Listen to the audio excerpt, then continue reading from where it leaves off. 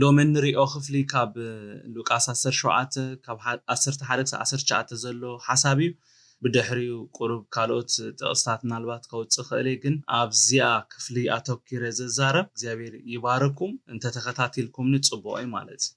كم زيبل كونا دما نبي يروسالم كخير كله بمنجو سماريان غليلان حلفه نبحنت عدخ أتخلو أسر تلمت أمات تجوانفو أبرحو دو إلهم كا دمتهم أو بيلهم ويسوس مهارنا بلو نسوري وهم كيدو رأسهم نخحنا تاريو بلهم كونا خا خدو خلو نصحو كواتاتهم حدا خا كم زحوي مسرعية دمتو أو بيلو نأملاخ نامسكنة تمرسة مسجنو خا أبغرو بجس وتدفئو نسو خا سامراويو يسوس جنا زنتصحوس عسرت لي يكونون تم شعات دابي اللو بجكاز خالز عليتوس نأملاخ كبري تملسدو يلبون إلو ملسة دحار كا تنسمو كيد منتكا حويتكا إلو كبرن قويتا يكون ياو كم زحجي نزق على زنبوت أنحنا يسوس نبي يروسالم انداتا قو عزخولو أب حانت عدي عسرت لمت أمات كم تقاونا فوي زخفلي زنقرنا توم عسرت لمت أماتكا كابروحو يسوس كاي قربو خاربو سلازيبلهم أبروحو كوينوم إن يسوس كريستوس دمتهم أوا بيلهم ويسوس ممهر مهارنا إلهم كم زج الروحون يسوس دماريو كم زدنقت اللهم كيدو كم زبلهم رسوم نخانات كريو كم زلهم حبيرو كم زفانهم زوم سبعة دما كم تا يسوس زبلهم ناب كهانات خدو خلو كم زنتصحو كاستوم عسرت زنتصحو دما حدا سامراوي تمليسو نقويتا خبر خمزة حابن قويتا بتوم تشعات خمزة حزنن يو بتقولوا زخف للزارب النازل اللهم دوم ساي زوم عسر تلمت أمات نيسوس ويسوس ممهر مهارنا خبلو زخ علم نجر انتاي قدساني هذا مستريك نجركم لومي بأمنة سم يسوس متصوع بزبل أرستينا نمهار آمين سألك متصوع سم يسوس كل التسبات سم يسوس كتصوع أخو اليوم نتحدث صراحة اللغة نتحدث هاي صراحة اللغة إلي لذي لومي زميسترك نكاريكم كفتني مالتي يسوع كريستوس قويتاي زوم عسرت لمت أمات أسمعتهم زي تتصحف جن كام مصحف قدوس ناس تتصحفوا عسرت لمت أمات نيسوس ويسوس مهارنا كبلو مزخ علوم نجر انتاي لنا حتت قالونا أمين دو زوم سبات نيسوس مسرعيو يزبلنا نيسوس كريستوس مسرعيو من مخانو مسرعيو نتزرخبو أدل كي تحالفهم دمتهم أو بيلهم كبابي الناس مقام أبزوري زنبورو سبات اندارعيو نقويتا محرت كقبر اللهم كحاتو خلو ينانري اللهم دو أدساني كتحزوني بتعمل دلي الله زوم سبات تايم جيرو يسوس مهارنا إلهم كتشدرو خلو يسوس كريستوس محرت ناي مقبارن زي مقبارن سلطان كم زلوا أمينوميوم أمين دو يسوس ممهر مهارنا إلهم كتشرحو خلو نايم مهار محرت نايم قبار بقعات كم زلوا أمينوميوم أديرهم نحنا هنزس مزي كم بأمنت زوم سبات تصوعوا بأمنت دو نتصوع لنا بأمنت تتصوعنا يخا لو تيمتسيو كهون نجارات كله خانرينا لو من از نجار زي كريئكم زدلي مالتي كابز خفلزي يسوس قويتاي أمين كبابي بزي قدس كبابي أيقدسو من أبزوري زنبر سب أيقدسو من أتم لمت أحمد كي تقربونا زبلو سبات كلو زيصيفو سبات كلو علامة من فوكسو من ني يسوس بمقبار يسوس ود داويت مهارنا إلهم يسوس ممهر مهارنا كبلو خلو ينابزنري أمين دو زوم سبات بزعبا يسوس سمعوا نجر تزينبرم دفيرم يسوس مهارنا يملوهم نيرم أقدمهم بزعبو زفلت وفلت أسل زنبر خاء نتاز نبرتهم عدل كتقاموا لانري زوم سبات بعلالم يسوس زفلتوا كم توم يسوس أبزوري زدافو سبات نيم الدفاع كمان عدل عين برو من زوم سبات زوم سبات كابتي هبرت السب تنتشيلهم زنوبرو سباتيهم كحالفو غلو أنا زين صحي أنا رخوسي النابلو عاويلهم يم كخادون كنكسع أصون زلهم مخنياتهم نعم ستنكفخونه نساتهم زتنكفو سبات رخوس كوينهم سلزو علو مالت زوم سبات نيسوس كريستوس مسرعيو دحر دقيم توبا لمس أمات كوينا خنربر أيقبأناني نزي كفوز زخل نزي محرت كجبر زكالو يسوس نتصوع عيلهم بأمنة تصوعهم እግዚአብሔር ሽሙ ይባረክ ምሕረት ናይ ምግባር ስልጣን ከም ዘለዎም ስለዛ አመኑ ጸዊዖሞ ኢየሱስ ክርስቶስ ጎይታ ክሳዕ ክንደይና ነዚ እነምልኹ አነ ንስኻትኩምን እነምልኹ አምላኺ እዚአቶም ብዕላል ዝፈልጥዎ ኢየሱስ እዮም ጸዊዖሞ ክሳዕ ክንደይና ኣብዚ ስም እዚ ዘሎ ሓይሊ ስልጣን እንጥቀመሉ ዘለና ክሳዕ ክንደይና ኸነ አምኖ ንጎይታ ክሳዕ ክንደይ ብእምነት ነዚ ስም እዚ ንጽውዖ ኣለና ቶም 10 ለምጻማት ንጎይታ ምስተዳሃይዎ ቃል አምላኽ ታይብለና ንሱ ሪእዎም ይብለና ክትጽውዖ ኸለኻ ዝሰምዕ አምላኺ አሜን ዝርኢ አምላኺ ስቕሉ ረጊጹ ካይከይድን ብእምነት ክትጽውዖ ኸለኻ ኢየሱስ ደበኺ ይብል አሜን ዶ እምነት ንጎይታ የንቀሳቅሶ ዝብለኩም ዘለኹ እምነት ንጎይታ ደው ከም ዝብል ኣብ ህይወትካ ይገብሮ ዝብል ዘለኹ ንሱ ሪእዎም ይብለና አሜን ምስራአዮም ሓደ ትእዛዝ ሂብዎ እቲ ትእዛዝ ከአንታይ ዝብል እዩ ርእስኹም እንታይ ግበሩ ንኻህናት አርእዩ ዝብል ነይሩ አሜን ምሕረት ለሚኖም ጎይታ ድማ ነቲ ክገብርዎ ዘሎ ነገር ነጊርዎ ጎይታ ናብ ካህናት ኪዱ ዝበለሉ ቅዱሳን ክልተ ምኽንያታት ኣሎ ሓደ ከምቲ ኣብ ዘሌዋውያን ተጻሒፉ ዘሎ ቶም ካህናት እዮም ሓደ ሰብ ካብቲ ዝነበሮ ለምጺ ምንጽሑን ዘይምንጽሑን ጽሩይ ምዃኑን ዘይምዃኑን ዝእውጁ ምስኡኻት ሙሴ ዝተኣዘዝዎ ትእዛዛት ክፍጽሙ ኢሉዩ ጎይታ ኢየሱስ ክርስቶስ ነዞም 10 ለምጻማት ናብ ካህናት ሰዲድዎ ምክንያቱም ሕጊ ትእዛዝ ከፍርስ ኣይኮነን መጽኢ ጎይታ ኣብ ብሉይ ኪዳን ስቲል ይነብሩ ስለዝነበሩ ጎይታ ኢየሱስ ክርስቶስ ኪዱ ኢልዎም ነዞም ሰባት ተኻልኣይ ድማ ጎይታ ዋላ እኳ ብልሹ ዝኾነ አካይዳ እንተነበሮም ነቲ ናይ ሽዑ ስርዓት ከኽብሮ ኸሎ ኢና ንርኢ ካህናት ኣለው አቡ እቲ ዘገርምን ዘደንቕ ነገር እንታይ እዩ ቅዱሳነይ ናይቶም ኪዱ ምስተባሃሉ ዝኸዱ ለምጻማት እዩ አሜን ዶ ፈውስን ድሕር ንደሊ ሆይና ኣብ ህይወትና ተአምራታት እግዚአብሔር ክንለማመድ እንድሕር ደሊና እቲ ሚስጥር እዚዩ ዝተባሃልካዮ ምግባር አሜን ዶ ዝተኣዘዝካዮ ምግባር ቃል አምላኽ ዝብለና ምግባር ከምቲ ቃል አምላኽ ምምልላስ ተአምራታት ናይ እግዚአብሔር ክንለማመድ ይገብረና አሜን ዶ ፈውስ ደልዮም ምሕረት ደልዮም መጽዮም ተፈወሱ ወይ ምሕረት ገይረልኩም ኣለኹ አይበሎምን ጽቡቅ ጌርኩ ስምዑኒ ክትፍወስ መጽ ደሊኻ መሐረኒ ኢልካ እናጨደርካ ምሕረት ገይረልካ ኣለኹ ኢኻ ክትሰምዕ ትደሊ ተፈወስ ዝብል ቃል ኢኻ ክትሰምዕ ትደሊ ካል ዓይነት ትእዛዝ ኣይትደሊን ኢኻ ጎይታ ግን እንታይ ኢልዎ ኦኬ ምሕረት ተደሊኹም ኪዱ ርእስኹም ንኻህናት አርእዩ ዝብል ትእዛዝ ሂብዎ ንሳቶም ከዓ ከይተወላወሉ ነቲ ብኢየሱስ ዝተዋሃቦም ትእዛዝ ተግባራዊ ክገብርዎ ከይዶም ኣብ መንገዲ ወይ ድማ ኣብ ጉዕዞ ኸለዉ ከዓ ካብ ለምጾም ነጺሖም ክብርን ጎይታ ይኹን አሜን ዶ ነቲ ዝተባሃልካዮ ኣብ ምግባር እዩ ዘሎ እቲ ሚስጥር መብዛሕቴና ኣብ ጎይታ ወይ ድማ ናብ ጎይታ ንዕዊሞ ንጽውዖሞ ንሓቶሞ ድሓርቲ ጎይታ ድማ መላሲ ዝሰምዕ አምላኽ ስለ ዝኾነ ድምፁ ከስማዓና ኸሎ ነቲ ክንገብሮ ዝግባአና ነገር ክነግረና ኸሎ ንሕና ድማ ነቲ ዝተባሃልናዮ ሰዓን ምግባርና ነቲ እግዚአብሔር ክለቆ ዘሎ በረኸት ኣይንቕበልን ማለት ዞም ሰባት ኪዱ ምስተባሃሉ ከይዶም ፈውስኻ ኾይኑሎም ዋላ እኳ እቶም 9 ምሕረት ከም ዘይለመኑ ፈውሲ ከም ዘይለመኑ ምሕረት ምስተቐበሉ ስለዝመሃርካና ይቐኒልና ክብሉ ኣይመጹን ካብቶም 10 ለምጻማት ሓደ ሰምራዊ ጥራይ ተመሊሱ ንጎይታ ክብርን ምስጋናን ክህብ ከሎ ንሪኦ ቅዱሳን እቶም 9 ንናይ መብዛሕቴና ህይወት ዝውክሉ ሰባት እዮም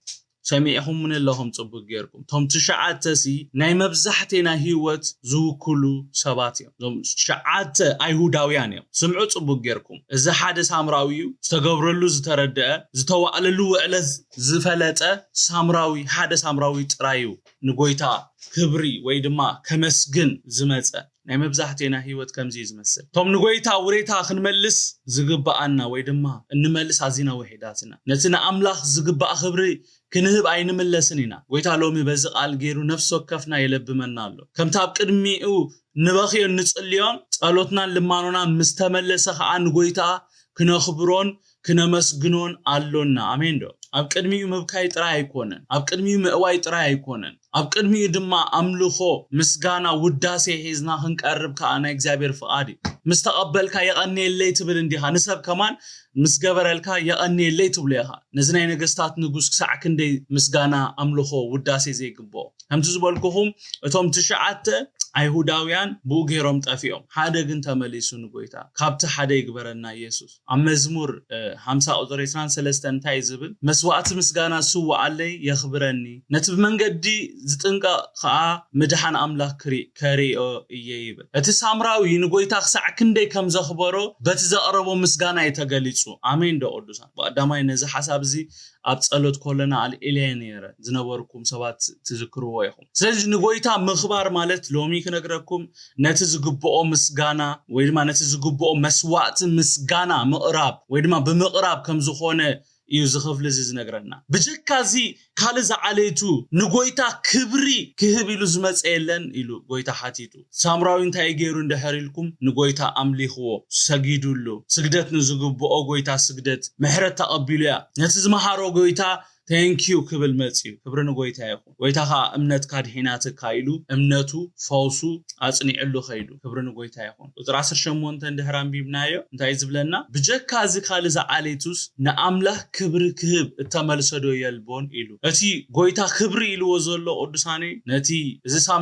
سامراوي زي اب قطر 16 زغبرو تغباري ان امسغنو يبلنا سلازي كنا مسغنو خولنا انتاينا نغبر زلنا مالتي كسع كندي نقويتا برو خمزلنا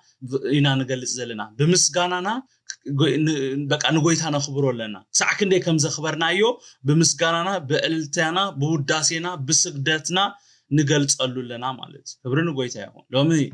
وريتا تجزابير زغبرنا ذكرنا نقويتا وريتا نمرسلو معالتي يهوننا نفسو كفنا امين نزي سم قويتا كنصوعو خولنا نزي نملخو املاك كنصوعو خولنا قدوساني بامنت نصوعايو امين دو محرت اندحر نلمنا علونا نزي صايتا خزارب دلي زلهو محرت اندحر اب قدم قويتا نلمنا علنا بقى كمهر محرتኛ አምላክ መሆኑ ፈሊጥና ከም ዝምህረና በመእማን ክኸውን አለው እግዚአብሔር ይመስገን ፈውሲ እንደሐድ ንለምናለና ክፈውስ ከም ዝካአሎ አሚንና ፈውስና ክንቅበል አሚንና ክንከውን አለው አሜን ዶ ማቴዎስ 15:22 ከድና ክነንበብ ኮልና ብዛዕባታ ከናናዊ ሰበይቲ እንታይላቶ ወድ ዳዊት ኢየሱስ መሐረኒ እንዳበለት ምሕረት ክገብር ከም ዝካአሎ አሚና በእምነት ጸዊዓቶ አሜን ኣብ ጉዳይ ድማ ጎይታ ጣልቃአቲ ክሳዕ ክንደይ ሰባት ኣለኹም ጎይታሲ ኣብ ህይወትኩም ኣብ ናብራኹም ኣብ ሓዳርኩም ጣልቃ ኣቱ ትደልይዎ በእምነት ጸውዕዎ በእምነት እንድሕር ጸዊዕኹሞ ኣብ ጉዳይኩም ጎይታ ኣቱ እግዚአብሔር ሽሙ ይባረክ ንጎይታ ኣብ ህይወት ዛ ከናናዊ ሰበይቲ ጣልቃ ኣቱ ዝገበሮ እንታይ እንድሕር ኢልኩም ናይዛ ሰብዚ እምነት ሓቀዶ ቅዱሳኔ ንጎይታ ክንቀሳቀስ ኣብ ህይወታ ዝገበሮ ነገር እንታይ እንድሕር ኢልና እምነታይ ሎሙን አነ ነገረኩም አለሁ በእምነት ኣብ ዝግበር ነገራት ንጎይታ ከም ዝንቀሳቀስ ይገብሩ አሜን የእግዚአብሔር ኣብ ህይወትኩም ክንቀሳቀስ ትደልዩ ሰባት ኣለኹም ዶ እምነትኩም ይዘንቀሳቀሱ ነተምልኹ አምላክ ሳዕ ክንደይኹም ተአምንዎ መጽሐፍ ቅዱስና እንታይ ይብል ቃል አምላክሲ እንታይ ይብል ብዘይ እምነት ንእግዚአብሔር ማንም ከስምሮ አይክእልን ይብለና حقيقة بزي إمنت نجزابير زسمرو كسمرو زخل ولا حدا يلا أبزلو من نريو زلنا خفلين بقرنا يزقال حق أيننا تقولي حين نري زلنا آمين إجزابير فاتيو كاب دنجات أستلا على محرت جبري إجزابير كاي تحتته زفوسهم كاي حتتوه زفوسهم سبات قالوا نعمت سلسان شمونتنا عمد حميمو زنبره سب عند هريخ مو قويتا يخيدو نبت زلو بوتا هذا حد سبات قويتا خيدو كاب دنجات زتلا على حازينو اللوم ناتهم امنت كيد ليه اب هيوتهم تعلق ازاتو سبات بزوحات አለው ግን ሎማ አንዛረቦ ዘለኹ በእምነት ኣብ ዝግበሩ ነገራት ጎይታ ኣብ ህይወትና ወይ ድማ ኣብትን ገብሮ ነገር ክሰምር እንደሕርደሊናዮ እምነት ዝበሃል ነገር ከም ዘድሊና ይዝነግረኩም ዘሎ ለምን ጎይታ ምእማን ይኹንና አሜን ብዘይ እምነት ንእግዚአብሔር ከስምሮ ዝኽእል የልቦን ዝብል ቃል እንታይ ማለት ከም ዝኾነ ኩላህና ክንፈልጦ ይግባአና እዩ ምስማር ዝብል ቃል ሓደ ምዃን ማለት ምውሃሃድ ማለት ስለዚህ ጎይታ ምሳና ዝሰምር በእምነትና እዩ ማለት አሜን ስለዚህ ሎሚ ነቲ ኣብ ጎይታ ዘሎና ምእማን ወይ እምነት በተግባር ንግለጾ ክብርን ጎይታ ይሁን ንጎይታ ያአምኑ እንደህር ኢልና በቃ ምእማንና ሲ ተግባርና ዘረባና ምንቅስቃስና ይግለጾ አሜን ዶ ደጊመ ክብለ ንጎይታ ያአምኑ ኩሉ ግዜ ይሰመ ድሕርታ ያአምኑ ትብል ቃል ግንሲ ናይ እምነት ምንቅስቃሳት ናይ እምነት ነገር አይሪኢን ያነ ብዙሕ ጊዜ ኣብ ክርስቲያናት ማለት እዩ አጋጢሙኩም ደሎ ኣብ ህይወትኩም ያአምነ ንጎይታ እኮ ያአምነ ስለዚህ ድህር አሚንካ ትንቀሳቀስ ኢኻ ዝኸውን ነገር ኣሎ ናይ እምነት ነገራት ክንገብር ኣሎና ስእልና ያአምነ ስለዝበልና ዝኸውን ወይ ዝፍጠር ነገር የለን ክብሩ ንጎይታ ይሁን ታይዝብል ዘለኹ እምነት ናብ ተግባር ንግለጾ ማቴዎስ ኢስራ ቁጥር 30 ከይድና ክነንብብ ኮለና ከምዝ ይብል ከይዳ ከምቡበይሞ ጎይታ ይባረኩም ማቴዎስ ኢስራ ከምዝ ዝብል ቃል ኣሎ እነሆ ድማ ክልተ ዕውራት ኣብ ወሰን መንገዲ ተቐሚጦም ነበሩ ኢየሱስ ይሓልፍ ከም ዘሎ ምስ ሰምዑ ጎይታይ ወዲ ዳዊት መሓረና እናበሉ ጨርሑ ቶም ህዝቢ ግና ሱቕ በሉ ኢሎም ገንህዎም ንሳቶም ከዓ ጎይታይ ወዲ ዳዊት መሓረና ኢሎም ኣዝዮም ጨርሑ ኢየሱስ ከዓ ደው ኢሉ ጸዊዑ እንታይ ክገብረልኩም ትደልዩ ኣለኹም በሎ ንሳቶም ከዓ ጎይታይ ዕንትና ክፈታ በልዎ ኢየሱስ ደንጊጹሎም የዕንቶም ተንከ ብኡብኡ ረአዩ ሰዓብዎ ድማ ይብለና እዞም ሰባት ንጎይታይ ኢየሱስ ክርስቶስ ክጽውዕዎ ሆለው ሱቕ ኢሎም ኣይኮኑን ጸዊዖሞ ብእምነቶም ጸዊዖሞ የዕንቶም ከፍተሎም ከምዝከኣሎ ብምእማን ኣብ እውነቶም ክግለጽ ንኢየሱስ ክርስቶስ ጸዊዖሞ አሜን ምሕረት ክገብር ከምዝከኣሎ ብምእማን ብኸባቢኦም ከይተተሓዙ ድምጾም ኣዋቢሎም ምሕረት ክሓቱ ከለው ንርኢ ክብሩ ንጎይታ ይኹን ጎይታ ድማ ወላኳ ሰባት እንተገሰጽዎም ወላኳ ሰባት ስቕበሉ እንተበልዎም ጎይታ ግን ደው ኢሉሎም አሜን ብዘይገድስ ሰባት ኣብ ዙርያኻ ዘለው እንታይ ይብሉ ብዘይገድስ ብእምነት ዶበል አሜን ድምጾም ስምዑን ጽቡቅ ጌርኩም ቅድመ ሕጂ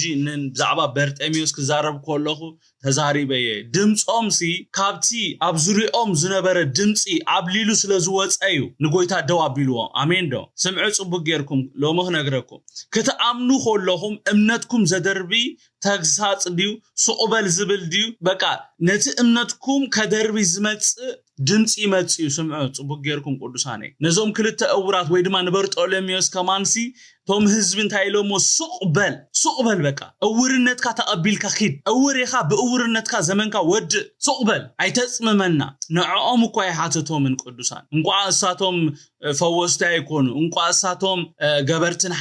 ሓደግትን ኣይኮኑ ትዝገብር ካልእ ትሱቕበል ዝብል ካልእ ስምዑኒ ቅዱሳን ምጭራሕኩም ደው ኣይተብሉ ጠጠው ኣይተብሉ ንኹነታትኩም ንሰርከምስታንስኹም ክትቅበልዎ ተቐበልዎ ዝብል ድምጺ ክመጻኩም ይኽእል እዩ ንጎይታ ኣብ ጽውዕሉ ሰዓት ኣለኹም ዶ ሰምዑን ኣለኹም ኢለ ብእምነት ይዛረብ ኣለኹ ኢየሱስ ክርስቶስ ጎይታይ ኩነታትኩም ስቕበል ክብለካ ይኽእል ሰባት ስቕበሉ ክብለኩም ይኽእል ብእምነት ኣብ ትንቀሳቀሱሉ ሰዓት ናይ እምነት ስጉምቲ ኣብ ትወስዱሉ ሰዓት ስጉምትታትኩም ደው ከብል ዝመጽእ ሓይሊ ከም ዘሎ ነግረኩም ኣለኹ ንዕኡ ናይ መሕላፍ ሓይሊ ክህልወና ኣለዎ አሜን ዞም ሰባት ነቲ ስቕበል ዝብል ድምጺ ስቕበሉ ዝብል ድምጺ ሓሊፎም ስለዝጨርሑ ጎይታ ደው ኢሉ አሜን ጎይታ በዚዩ እምነትና ዘርኢ ክሳዕ ክንደይ ከም ንስጉም ይርኤና እምነትናስ ክሳዕ ክንደይ ከም ዝኾነት ይርኢ ጎታ ብኹነታት በቃ ደው ትብል እምነት ያ ወይ ሳብ መወዳእታ ትኸይድ እምነት ያ ባይዘው እምነት እኮ በቃ ክሳብ መወዳእታ ያ ትኸይድ አሜን ድሕሪ ሓደ ሰብ ኣሚኑ ክሳበይ ዝኸይድ ደሪልኩም ነቲ ዝኣመኑ ነገር ክሳብ ዝጭብጥ አሜን ዶ ዘይምእማንና ንፈልጥ በዚዩ ክሳብ ፀገ ዓይነ ኸይድን ኢና ምስተሰዓርና ደሃን ፍቃድ ጎይታ ኣይኮነን ንብል ገሌና ማለት ፍቃድ ጎይታ ዲ ኣይኮነን ጎይታ ዲ ተዛሪቡካ ፍቃድ ኣይኮነን ኢሉካ አይፈልጥን ግን ጊቭ አፕ ምስገበረ ሰምታ ይብል በቃ ፍቃድ ጎይታ ኣይኮነን ገለ ይብል ማለት እምነት ክሳዕ ፀጊ ኣትኸይድ አሜን ዶ ክሳዕ ትጭብጣ ይኻ ትስጉም ኢየሱስ ክርስቶስ ጎይታ ሎማን ነፍስ ወከፍኩም ሓደ ሕቶለኒ ክሳዕ ክንደይና ነዚ ናይ ጎይቶት ጎይታ እናኣምኖ ክሳዕ ክንደይና ነቲ እንዛረቦ እናኣምኖ ጎይታ ሎሚ ኣነ ንስኻትኩምን ቅድሚ ምዝራብና ወይ ምባልና ነቲ ካብ ኣፍና ነውጾ ቃል ቅድም ክነኣምኖ ብድሕሪ ድማ ክንብሎ ይደለየና ኣሎ ክደግሞ ዶ ጎይታ ነፍስ ወከፍና እንታይ ዝብለና ዘሎ ሎሚ እንድሕሪ ኢልኩም ቅድሚ ምዝራብና ወይ ድማ ምባልና ነቲ ካብ ኣፍና ነውጾ ቃል ቅድም ክነኣምኖ ብድሕሪ ድማ ክንብሎ ከም ዘለና ይዝነግረና አሜን መጽሐፍ ቅዱስና እንታይ ይዝብለና አመንኩ ስለዚ ተዛረብኩ ይዝብል ኣይኮነን ምስ አመንካ ጥራይኻ ትዛረብ ዘለካ አሜን ናይ እምነት ቃል ካብ ኣፍና ክወጽ እንገብሮ ዘበለ ድማ ብእምነት ክንገብሮ ጎይታ ይደለየና ኣሎ ማለት ስለምንታይ ብዙሕ ንዛረብና ብዙሕ ንብልና ግን ካብቲ ብዙሕ ንዛረቦ